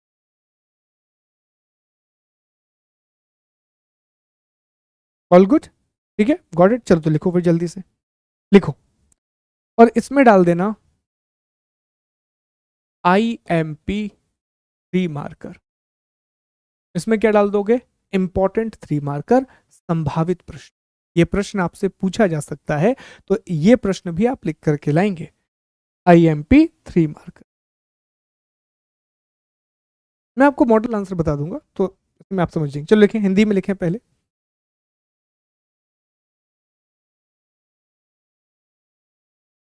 एक ऐसी घटना, एक ऐसी घटना जिसने जिसने उसी संबंधित घटना, जिसने उसी घटना, माफ कीजिए, एक ऐसी घटना, देखें पहले, एक ऐसी घटना जिसने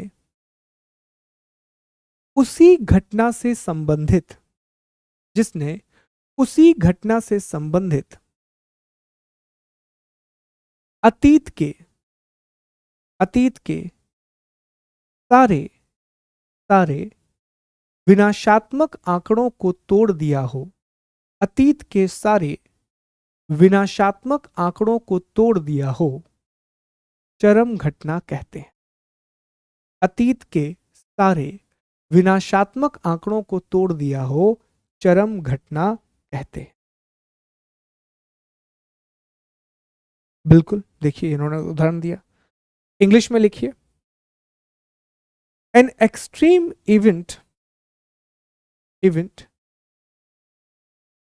is a type of disaster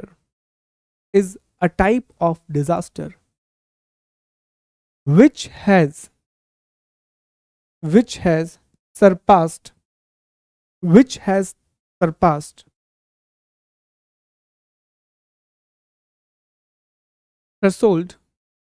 has surpassed threshold value of devastating effect, which has surpassed threshold value of devastating effect of entire past. Very good. अभी रिसेंट में कोई एग्जाम्पल नहीं है, बिकॉज कोविड भी आया था, लेकिन कोविड ने उतनी नुकसान नहीं पहुंचाया जितना नुकसान ऑलरेडी हमारे यहाँ हैजा प्लेग पहुंचा चुका है, तो वो भी एक्सट्रीम नहीं था। अभी भी ऐसा कोई एक्सट्रीम इवेंट अभी नहीं आया। हाँ, लेकिन 2000 देखो, भोपाल गैस त्रासदी वो एक एक्सट्रीम इवेंट है। इंडिया के पूरे औद्योगिक या प्रौद्योगिकी घटनाओं का, इंडिया में जितनी भी अब तक इंडस्ट्रियल या टेक्नोलॉजिकल डिजास्टर हुई है, उसमें सबसे भयावह जो घटना है वो भोपाल गैस ट्रेजेडी है। ठीक है, वाइजैग में जो हाल ही में हुआ था, आपने देखा था, वाइजैग में जो हुआ था वो भोपाल के करीब भी नहीं है। तो भोपाल की जो घटना है वो एक चरम घटना थी, वो सिर्फ एक डिजास्टर नहीं है, वो एक चरम घटना थी, वो एक एक्सट्रीम इवेंट। ठीक है, क्योंकि ऐसा नहीं हुआ। ओके, तुर्की सीरिया, हाँ ये कह सकते हैं कि तुर्की सीरिया का जो अर्थक्वेक है। चलिए दोस्तों, ये भी कंप्लीट हो गया, ये वाला टॉपिक भी हमने कंप्लीट कर लिया। ओके, अब आगे बढ़ते हैं, अगले टॉपिक पर आते हैं। तो देखो दोस्तों, हमने 3 पॉइंट कंप्लीट कर लिए हैं। एक बार अपनी कॉपी में अगर आप रिकॉल करेंगे तो हम 3 पॉइंट कंप्लीट कर चुके हैं। हमने किस किस टॉपिक की चर्चा कर ली सर? हमने हजार्ड को डिस्कस कर लिया, हमने डिजास्टर की बात कर ली। हजार्ड में हमने सिंपल चीजें समझी कि भैया प्रकोप क्या होता है, इसकी विशेषताएं क्या हैं और इसके घटक क्या है। वहीं जब हमने आपदा की बात की तो हमने इसकी परिभाषाओं को डिस्कस किया कि इसकी डेफिनेशन क्या है, और डेफिनेशन डिस्कस करने के साथ साथ, परिभाषा पढ़ने के साथ साथ हमने प्रकोप और आपदा में अंतर को समझा, हमने डिफरेंस समझा कि हजार्ड और डिजास्टर में क्या डिफरेंस है, और इसके बाद हमने चरम घटना को समझा। अब छोटी छोटी हेडिंग है, 2-2, 3-3 लाइन की परिभाषाएं हैं, इनको समझना ज्यादा इंपॉर्टेंट है। तो अगली हेडिंग लगाइए आप लोग, वल्नरेबिलिटी, भेद्यता। अगली हेडिंग लगाइए वल्नरेबिलिटी अर्थात भेद्यता। ये समझना था आप लोगों को। चलिए अगली हेडिंग लगाएंगे 1.3 भेद्यता अर्थात वल्नरेबिलिटी। चलिए लिखें, परिभाषा लिखें, बस परिभाषा लिखना है इसमें और प्रकारों के नाम, दैट्स इट। परिभाषा लिखें, नंबर 1 लिखें दोस्तों इसमें कि किसी प्रकोप या आपदा का सामना करने की असमर्थता या अक्षमता। परिभाषा लिखें, किसी प्रकोप या आपदा का सामना करने की असमर्थता या अक्षमता। असमर्थता या अक्षमता।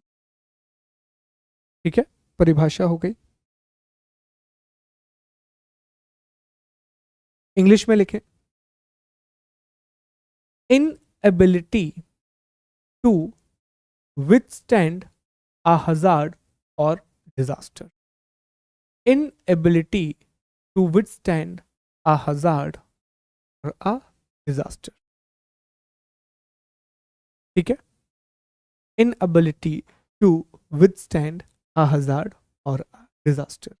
किसी प्रकोप या आपदा का सामना करने की असमर्थता या अक्षमता, इसी को हम क्या कहते हैं? वल्नरेबिलिटी कहते हैं, इसी को हम भेद्यता कहते हैं। बताइए, लिख लिया आप लोगों ने?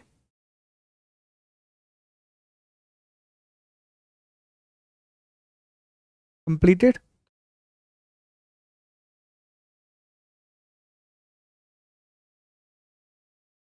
ठीक है, अब जरा इसको समझते हैं पहले, फिर आगे लिखेंगे कि सर वल्नरेबिलिटी का मतलब क्या है। वैसे हमने पहले भी आपको समझा दिया है, तो एक बार मैं इसे रिपीट कर देता हूं। उदाहरण के द्वारा समझिए, कहानी ज्यादा अच्छे से समझ में आपको आएगी।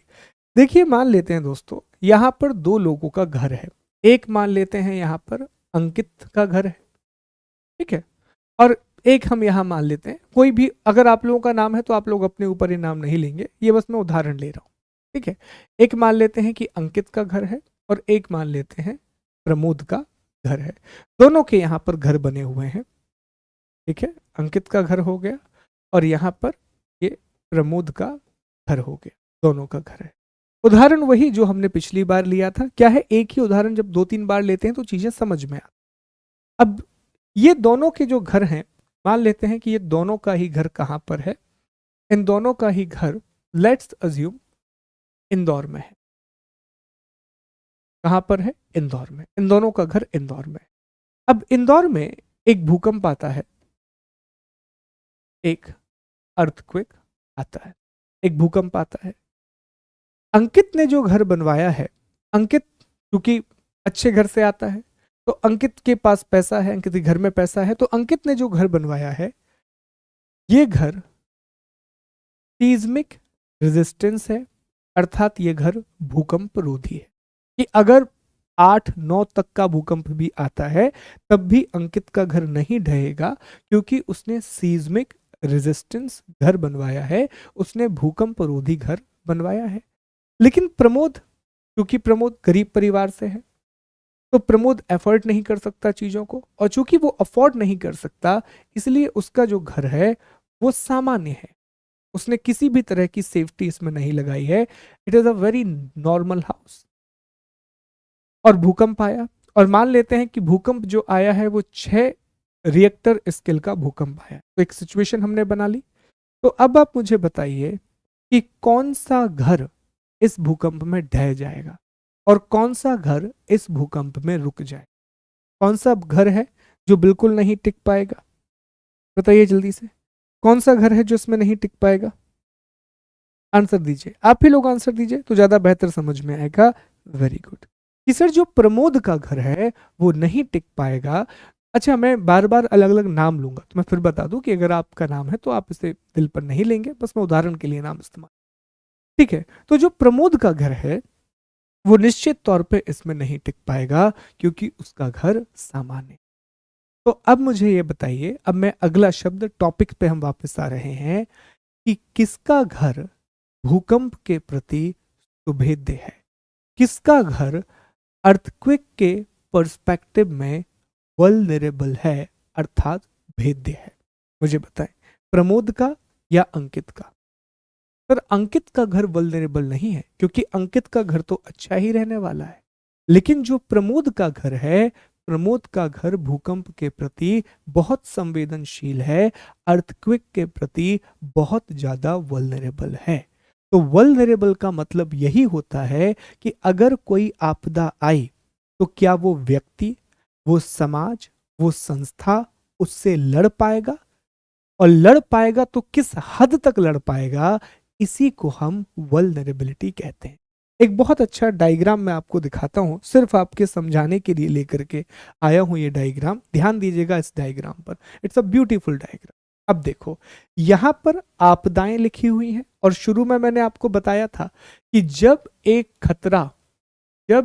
खतरा भेद्यता के साथ मिल जाता है तो वो आपदा बन जाती है। याद है हमने पढ़ा था कि जब एक प्रकोप ऐसे रहवासी क्षेत्र में आता है जो भेद्य होता है तो वो आपदा बन जाती है। जब भी एक हजार्ड ऐसे पॉपुलेटेड एरिया में आए जो वल्नरेबल है तो वो डिजास्टर बन जाती है। उम्मीद करता हूं कि आपको याद होगा। अब यहां पर हम एक खतरा उठाते हैं, और देखो खतरा बना भी यहां पर, देख पा रहे हैं हम, साकाल बना हुआ है ना। तो चलिए एक खतरा लेते हैं, भूकंप, अर्थक्वेक। अब मैं आपसे पूछूंगा, जवाब दीजिएगा तो चीजें याद हो जाएंगी। मान लेते हैं खतरा आया, खतरा कौन सा आया? भूकंप आया, अर्थक्वेक आया। ठीक है, अब बताना।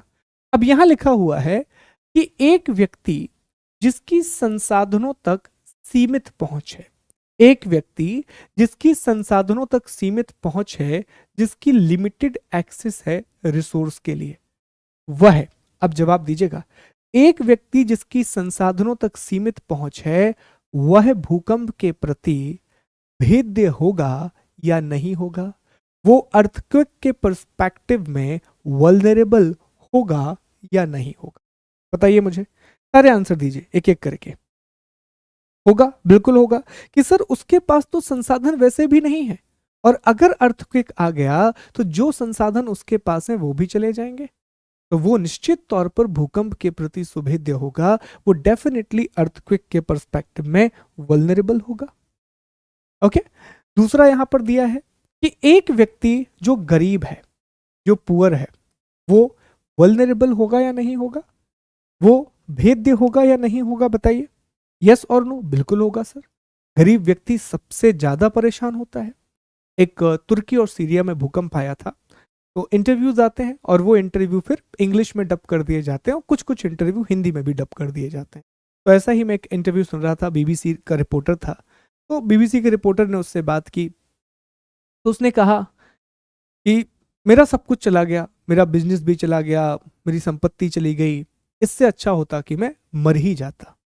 अब मैं क्या करूंगा, मेरी फैमिली का घर कैसे पालूंगा? उसने बहुत इम्पैक्टफुल बात कही कि हम सोचते हैं कि आपदा में जो लोग बच गए उनका जीवन शायद आसान होगा, नहीं, उन्हें अब और भी मुश्किलात का सामना कर, और खास तौर पर गरीब व्यक्तियों जिनके पास संसाधनों की कमी है, उन्हें तो और भी ज्यादा समस्याओं का सामना कर।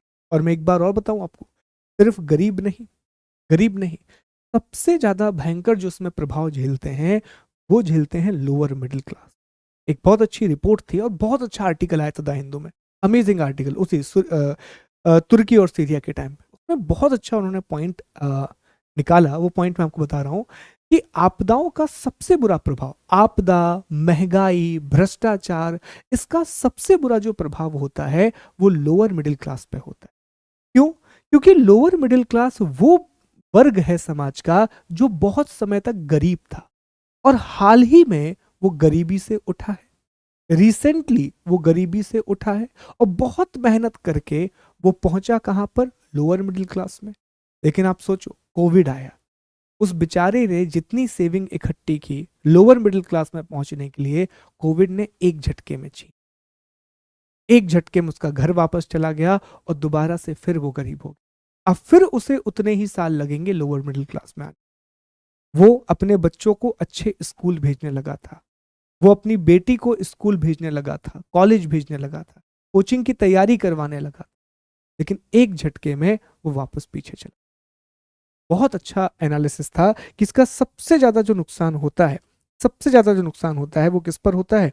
लोअर मिडिल क्लास पे होता है। बिल्कुल, अभी टमाटर की महंगाई, इसका सबसे ज्यादा जो भुगतान कर रहा है वो लोअर मिडिल क्लास।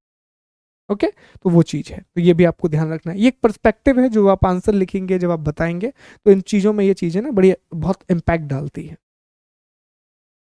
ओके, चलिए ध्यान दीजिए, आगे बढ़ेंगे। अब ऐसे ही यहां पर लिखा है, आप मुझे बताएंगे कि एक व्यक्ति जो यंग एज में है और एक व्यक्ति जो ओल्ड है, किस पर ज्यादा प्रभाव होगा? तो बट नेचुरल सी बात है कि सर जो व्यक्ति वृद्ध है उस पर ज्यादा प्रभाव होगा, जो युवा है उस पर निश्चित तौर पे कम प्रभाव होगा। जो व्यक्ति बीमार है वो वल्नरेबल होगा, और जो व्यक्ति स्वस्थ है वो वल्नरेबल नहीं होगा। उसी तरीके से एक ऐसा व्यक्ति जिसके पास कोई कौशल है, जिसके पास कोई स्किल है, वो वल्नरेबल नहीं होगा, लेकिन जिसके पास स्किल नहीं है वो निश्चित तौर पे वल्नरेबल होगा। ठीक है, क्योंकि अगर आपदा के बाद उसे काम मिलेगा तो काम कैसे मिलेगा? ना उसके पास शिक्षा है, ना कौशल है, ना प्रशिक्षण है। जब स्किल ही नहीं है, ट्रेनिंग ही नहीं है, और ना एजुकेशन है, तो अल्टीमेटली उसे कुछ भी मदद नहीं मिलने वाली। ओके, तो ये सारी चीजें यहां पर दी गई हैं। अब मुझे बताओ, अब वल्नरेबिलिटी समझ में आया? और ये सारी आपदाओं पे, मैंने सिर्फ भूकंप पे लगाया, आप किसी भी आपदा पे लगा सकते हैं। सुनामी आएगी तब भी यही होगा, बाढ़ आएगी तब भी यही होगा, चक्रवात, सूखा, भूस्खलन, कुछ भी हो, सब बार कंडीशन यही बनेगी, हर बार कंडीशन यही बनने वाली। ऑल गुड, ठीक है। चलिए, वल्नरेबिलिटी हो गया। आगे बढ़ते हैं, अगले टॉपिक पर आते हैं। अगली हेडिंग लगाइए, अगली हेडिंग लगाइए 1.4। 1.4 जोखिम।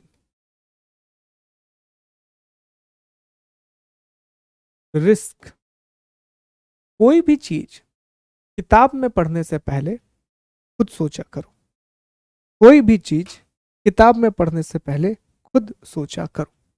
अब कल वो उदाहरण दिया था हमने वल्नरेबल का, याद होगा, आलिया भट्ट वाला। ठीक है, आप और हम अभी चले जाएंगे जहां जाना है, खड़े होंगे, उठ खड़े होंगे, चले जाएंगे। बट आलिया भट्ट समस्या भी है, कैटरीना कैफ समस्या है। ठीक है। ठीक, चलो याद रखना। चरम घटना का एक उदाहरण है, बहुत अच्छा उदाहरण है। एक चरम घटना आज के ज़माने में क्या होती कि किसी को किसी से सच्ची मोहब्बत हो और सामने वाले को भी उससे सच्ची मोहब्बत हो जाए, चरम घटना है। फिर उसी सच्ची मोहब्बत से शादी हो जाए, वो और चरम घटना है। और अगर किसी की स्कूल स्तर से मोहब्बत चल रही है और स्कूल की मोहब्बत से शादी हो जाए तो वो महाचरम घटना है कि नहीं? फिर तो वो महाचरम घटना है। ये तो कभी कभार ही होता है। किसी के साथ हुआ है तो बता देना भैया, हुआ है। नहीं सर, ये तो हुआ है सर, ये तो घटित हुआ है सर। और 99.99 लोगों के साथ घटित नहीं होता, इसीलिए सच्ची मोहब्बत एक चरम घटना है। हाँ बिल्कुल। चलो बहुत बढ़िया। हाँ क्या, अच्छा वो असली चरम घटना है। चलो ठीक है, अब हम आगे बढ़ते हैं। रिस्क। अब पहले ना मैंने जैसा कहा कि टॉपिक को तुरंत ना पढ़ने से पहले सोचा करो, रिस्क क्या होता है। अगर मैं आपसे एक सिंपल भाषा में पूछूं, एक बेसिक अंडरस्टैंडिंग, आप हम सब रिस्क लेते हैं, आप भी रिस्क ले रहे हो, मैं भी रिस्क ले रहा हूं, हम सब रिस्क लेते हैं। तो रिस्क है क्या, एक एक जनरल सेंस क्या बनता है रिस्क का, दिमाग में क्या निकल के आता है, मुझे वो चीज बताओ जो आपके दिमाग में आती है कि सर रिस्क सुन के हमारे दिमाग में ये चीज आ रही है। क्या आ रहा है मुझे बताओ कमेंट करके।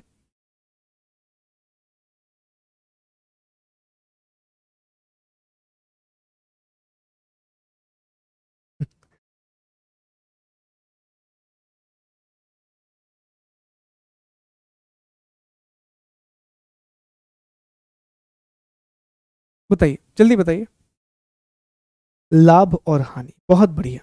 लाभ और हानि बिल्कुल सही, यही आता है। अगर मैं एक जनरल सेंस में बात करूं तो जनरल सेंस में यही आता है, लाभ और हानि। कि सर हम ना एक रिस्क ले रहे हैं, हमने आज जाकर के म्यूचुअल फंड खरीदा है, हो सकता है, या हमने सर आज जाकर के टाटा के शेयर खरीदे, हो सकता है कल बढ़ जाए, हो सकता है सर नुकसान हो जाए। सर स्पोर्ट खेल रहे थे, मैं क्रिकेट अगेन उदाहरण दूंगा, क्रिकेट खेल रहे थे सर, मैंने आज एक नया शॉट ट्राई किया, सूर्या यादव बना मैं आउट हो गया सर, लेकिन इसी शॉट पे हो सकता है सर कल मैं सिक्स मार दूं। तो ये जोखिम है, रिस्क। तो रिस्क का मतलब भी होता है कि यार कुछ भी हो सकता है, एक संभावना है। अब मुझे एक बात बताओ, जब भी कोई आपदा है तो अच्छा, हमारी जिंदगी में जो रिस्क होते हैं उसमें पॉजिटिव भी हो सकता है और नेगेटिव भी हो सकता है, यस और नो। जो रिस्क हम जिंदगी में उठाते हैं वो पॉजिटिव भी हो सकते हैं और नेगेटिव भी हो सकते हैं। लेकिन आप मुझे एक बात बताओ कि आपदा से जो जोखिम आएगा क्या वो पॉजिटिव होगा, क्या वो कभी भी पॉजिटिव होगा? अब ये मत कहना कि सर वो पर्यावरण साफ हो गया था। भैया, हमेशा आपदा को मानव की जिंदगी से तौला जाता है, पैमाना वही है। तो क्या आपदा में कुछ भी पॉजिटिव होगा? नहीं होगा। आपदा में हर चीज नेगेटिव भी होगी। तो जोखिम का मतलब यही होता है कि आपदा आने पर किसी भी समाज का कितना नुकसान हो सकता है ये कैलकुलेट कर। बहुत आसान भाषा में समझिए पहले, फिर लिखेंगे। जोखिम का मतलब ही होता है कि अगर कोई आपदा आए तो किसी समाज का, किसी व्यक्ति का कितना नुकसान हो सकता है। जब इस बात को आप कैलकुलेट करते हैं तो इसे रिस्क बोला जाता है। अब मैं आपको एक और अच्छी बात बताता हूं। जब आप अधिकारी बन जाएंगे ना दोस्तों, तो जब आप डीएम बनते हैं या डिप्टी कलेक्टर बनते हैं, जब आप अधिकारी बनेंगे तो आपके पास हर एक क्षेत्र का एक रिस्क प्रोफाइल आता है, जिसे डिजास्टर रिस्क प्रोफाइल कहा जाता है। उसमें बताया जाएगा कि अगर मान लीजिए कि आप जबलपुर क्षेत्र में डीएम बनते हैं तो जबलपुर क्षेत्र में भी किस क्षेत्र में आपदा की जोखिम क्षमता कितनी है। ठीक है, हर जगह का रिस्क प्रोफाइल बनाया जाता है, एक जोखिम कि कितना नुकसान हो सकता है और जो संस्था है वो कितनी तैयार है। उदाहरण के द्वारा समझते हैं। कैसे कैलकुलेट करते हैं, इसको जरा समझने का प्रयास करते हैं। ठीक है, ध्यान दीजिएगा। तो आपदा है, समाज में कितना नुकसान होगा इसको तो कैलकुलेट कैसे करते हैं। तो रिस्क को हमेशा कैलकुलेट किया जाता है, प्रकोप को गुणा कर दीजिए आप डिग्री ऑफ वल्नरेबिलिटी से। डिजास्टर को आप disaster into degree of vulnerability, प्रकोप को आप गुणा कर दीजिए सुभेद्यता से। भेद्यता या सुभेद्यता एक ही चीज। ओके सर, ये कैसे निकालेंगे, चलो उदाहरण के द्वारा समझते हैं। आप दोस्तों मध्य प्रदेश में मान लीजिए कि आप जबलपुर के, मान लीजिए कि आप क्या बने, आप जबलपुर के डीएम बन गए और फिर आपसे कहा गया कि भैया जबलपुर की डिजास्टर रिस्क प्रोफाइल तैयार करो। जबलपुर की आपको तैयार नहीं करनी होती, लोग तैयार करते हैं, पर फिर भी मान लेते हैं कि आपसे कहा गया कि जबलपुर का डिजास्टर रिस्क प्रोफाइल तैयार करो। आपदा जोखिम, एक आपदा जोखिम प्रोफाइल आपको बनाना है, परिच्छेदिका बनाना है, आपदा जोखिम परिच्छेदिका। तो कैसे बनाओगे, तो आप पहले इस चीज को कैलकुलेट करोगे, नंबर वन, कि जबलपुर में कौन कौन से प्रकोप आ सकते हैं, आपदा नहीं, कौन कौन से हजार्ड आ सकते हैं। क्योंकि हजार्ड डिजास्टर तभी बनेगा जब नुकसान होगा। तो पहले आप पता करोगे कि यहाँ क्या क्या आ सकता है। तो आप देखोगे कि यार जबलपुर में भूकंप आएगा, नहीं आएगा, क्योंकि टेक्टोनिकली शांत है। हाँ, थोड़ा बहुत आ सकता है लेकिन जनरली भूकंप नहीं आएगा। लेकिन चूंकि यहां से कौन सी नदी गुजरती है, नर्मदा नदी, तो यार यहां फ्लड आ सकता है, यहां बाढ़ आ सकती है, फ्लड आ सकता है। अच्छा, क्या यहां पर ज्वालामुखी आएगा, नहीं आएगा। तो आपने पहले यह निकाल लिया कि यहां फ्लड आ सकता है। अब आपने देखा कि अगर यहां पर बाढ़ आया तो बाढ़ के प्रति वल्नरेबिलिटी कितनी है, अर्थात भेद्यता कितनी है। तो आपने देखा कि यार जो नर्मदा नदी का तटीय क्षेत्र है वहां पर गरीब लोगों की बस्तियां, तो अगर बाढ़ आई तो वो बहुत ज्यादा वल्नरेबल है। तो उस क्षेत्र को आप रेड जोन में मार्क कर दोगे कि बाढ़ आने का खतरा भी है और जो लोग यहां पर रह रहे हैं वो गरीब हैं, और चूंकि वो गरीब हैं इसीलिए उनकी भेद्यता बहुत ज्यादा है, उनकी वल्नरेबिलिटी बहुत ज्यादा। तो आप उस क्षेत्र को क्या करोगे, रेड मार्क कर दोगे। लेकिन आपने देखा कि एक दूसरा क्षेत्र है, नर्मदा नदी के तट से बहुत दूरी पर है, और यहां पर जो लोग रह रहे हैं वो अमीर लोग हैं, अच्छे घर हैं, बढ़िया घर हैं, ऊंचे घर हैं, जो ऊंचे बने हुए। तो अगर बाढ़ आएगी तो इस क्षेत्र में पानी नहीं भरेगा, तो इसे आप ग्रीन मार्क कर दोगे कि भैया इस क्षेत्र में प्रकोप आया भी तो वो डिजास्टर नहीं बनेगा, क्योंकि लोगों की वल्नरेबिलिटी नहीं है, लोग जो है वो आपदा से लड़ने में सक्षम। तो ऐसे एक रिस्क प्रोफाइल तैयार होती, क्या होती है, रिस्क प्रोफाइल तैयार होती है।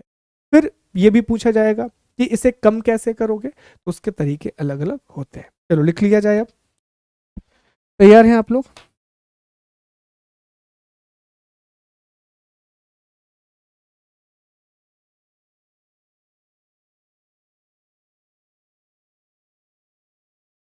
ओके हर्ष, मैं आपसे बात करता हूँ। ओके ठीक है, चलिए ऑल गुड, चलो लिखते हैं। आप लिखेंगे दोस्तों, लिखेंगे, जल्दी से लिखेंगे, लिखें। परिभाषा, जीवन या संपत्ति की संभावित हानि जो किसी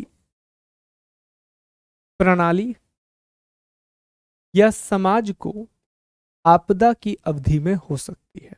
लिखिए, जीवन या संपत्ति की संभावित हानि जो किसी, थैंक यू, जो किसी, सॉरी, जीवन या संपत्ति की संभावित हानि जो किसी प्रणाली या समाज को आपदा की अवधि में हो सकती है। परिभाषा लिख लीजिए।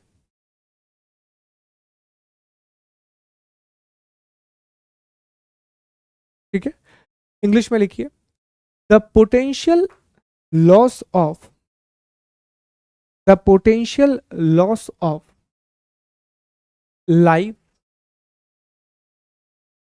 और damaged asset which could occur to a system or society in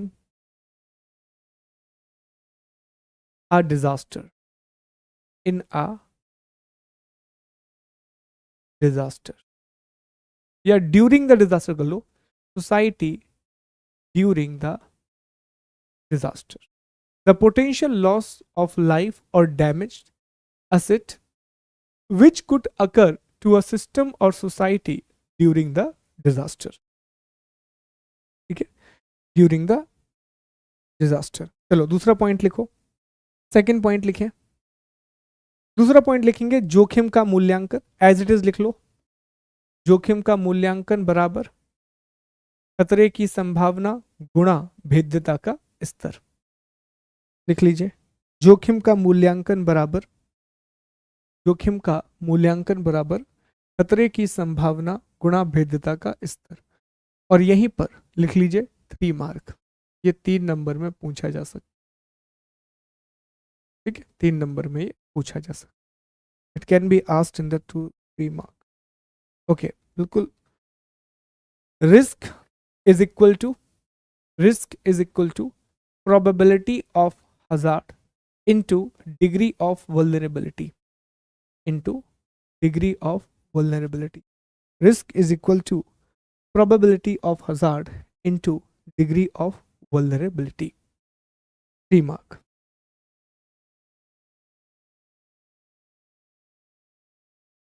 तीन नंबर में, ठीक। अच्छा, ये बस लिख लीजिएगा घर पे, ये मैं पहला पॉइंट आपको लिखने के लिए दे रहा हूं घर से, ये लिख लीजिए। जोखिम से निपटने के लिए तरीके, ये लिख लीजिएगा पूरा यहां तक। ये आपको घर से लिखना है, मैं अभी पीडीएफ शेयर कर दूंगा आपको, ये आपको घर से लिखना है। जोखिम से निपटने के लिए तरीके, the following method can be use to deal with the risk, ये आपको पूरा लिखना है, ठीक है। तो ये लिख लेंगे आप लोग, और ये मैं आपको कल समझाऊंगा। कल की क्लास जब हम शुरू करेंगे तो यहीं से शुरू करेंगे, और कल की क्लास आपके लिए बहुत इंपॉर्टेंट होगी दोस्तों। तो कल की क्लास बहुत सीरियस होकर के पढ़ेंगे, क्योंकि कल हम अलग अलग आपदाओं को समझें। प्राकृतिक आपदा क्या होती है, मानव निर्मित आपदा क्या होती है, कुछ डेटा समझेंगे, हम इंडिया की प्रोफाइल को समझेंगे, कैपेसिटी को समझेंगे। इन सब चीज़ों को हम कल की क्लास में पढ़ेंगे। तो कल की क्लास की शुरुआत हम यहीं से करेंगे कि आखिर ये मेथड क्या है, ये आप लिख करके आएंगे घर से। और मैंने आपको कुछ प्रश्न दिए हैं, वो प्रश्न आप कल नहीं लिखना, वो प्रश्न के जो मॉडल आंसर हैं, इन क्वेश्चन के जो मॉडल आंसर हैं, वो हम ट्यूसडे को डिस्कस करेंगे। तो कल भी मैं आपको कुछ प्रश्न दूंगा, आज मैंने आपको 3-4 प्रश्न दिए हैं, कल भी मैं आपको 3-4 प्रश्न दूंगा।